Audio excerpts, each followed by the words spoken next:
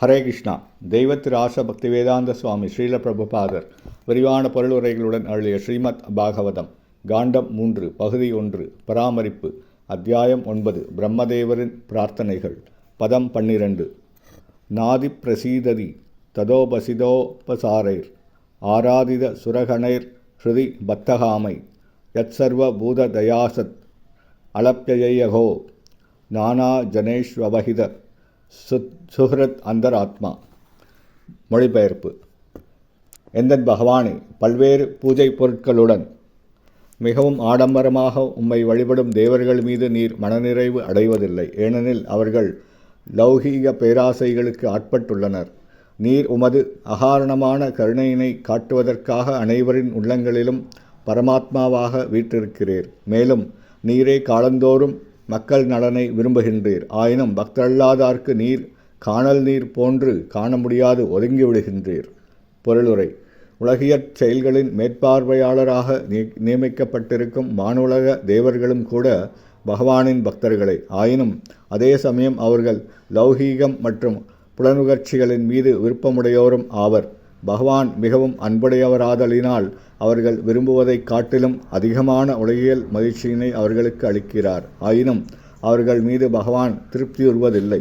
ஏனெனில் அவர்கள் தூய பக்தர்கள் அல்ல.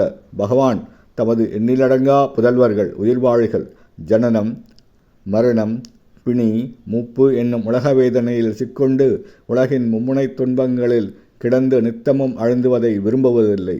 விண்ணகத்தைச் சேர்ந்த தேவர்கள் மட்டுமல்லாது மண்ணுலகைச் சேர்ந்த பல பக்தர்கள் கூட இந்த உலகில் பகவானின் பக்தர்களாக இருந்து கொண்டு உலக இன்பங்களை அனுபவிக்க வேண்டுமென்று விரும்புகின்றனர். அவர்கள் தங்கள் இழிந்த பிரிவுகளாக கீழே விழும் ஆபத்து இருந்தும் இதனை செய்வதினால் பகவான் அவர்களிடம் அதிருப்தி கொண்டுள்ளார். தூய பக்தர்கள் உலக இன்பம் எதனையும் விரும்புவதில்லை, வெறுப்பதும் இல்லை.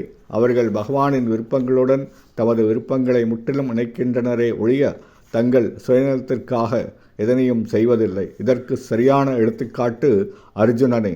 தனது குடும்பத்தின் மீது கொண்ட பற்றினால் உணர்ச்சி வயப்பட்டு அவன் முதலில் யுத்தத்தை விரும்பவில்லை.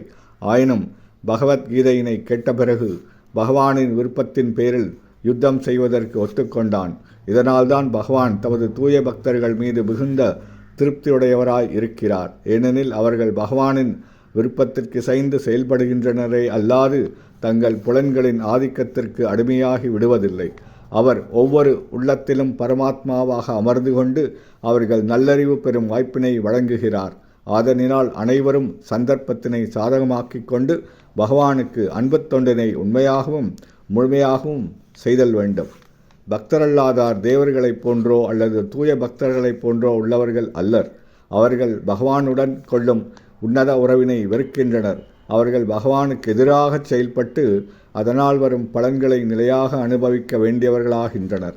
பகவத்கீதை கூறுகிறது, அனைத்து உயிர்வாழிகளிடத்தும் பகவான் சமமான அன்புடையவராக இருந்த போதிலும் உயிர்கள் அவரவர் சக்திக்கேற்ப பகவானை பெருமளவோ அல்லது சிறிதளவோ மகிழ்ச்சிப்படுத்தும் திறனுடையோராக இருக்கின்றனர் என்பதாகும்.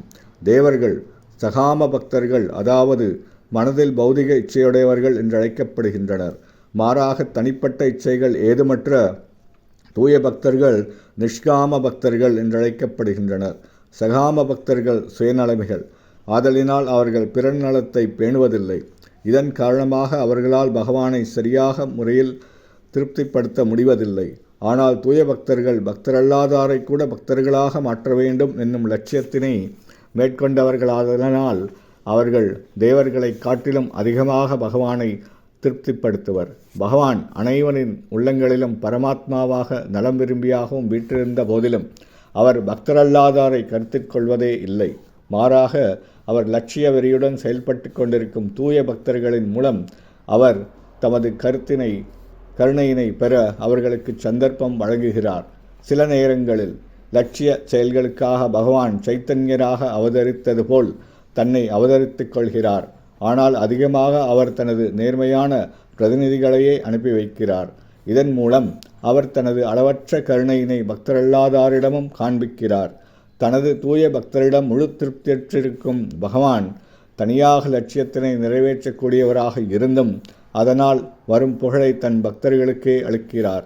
இதுவே அவர் சகாம பக்தர்களை காட்டிலும் தனது தூய நிஷ்காம பக்தர்களிடம் கொண்டிருக்கும் திருப்திக்கு அடையாளமாகும். இதுபோன்ற உன்னத செயல்களினால் பகவான் ஒரே சமயத்தில் தனது ஒருபடை சார்பிலிருந்து விடுதலை பெற்று பக்தர்களிடத்து தனது மகிழ்ச்சியினை வெளிப்படுத்துகிறார். இப்பொழுது ஒரு கேள்வி எழலாம். பக்தரல்லாதார் உள்ளங்களிலும் பகவான் வீற்றிருக்கிறார் என்றால் அவர்கள் ஏன் பக்தர்களாக மாறுவதில்லை என்று.